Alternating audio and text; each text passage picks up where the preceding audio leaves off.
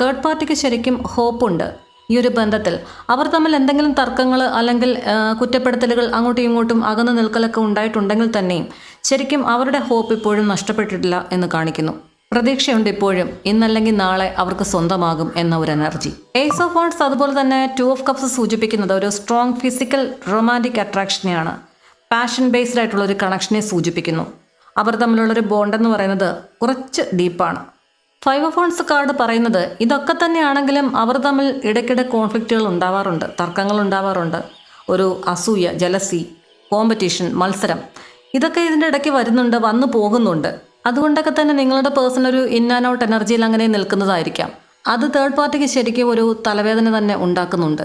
അതുകൊണ്ട് തന്നെ അവരെ അത് മനസ്സിലാക്കി സകല അടവുകളും പ്രയോഗിച്ച് നിൽക്കുക എന്ന് പറഞ്ഞു കേട്ടിട്ടില്ലേ? സാമം, വേദം, ദാനം ഇതെല്ലാം തന്നെ നോക്കി ഒരു നയപരമായിട്ട് ദേഷ്യവും സംശയവും എല്ലാം തന്നെ മനസ്സിലടക്കി പിടിച്ച് അവർ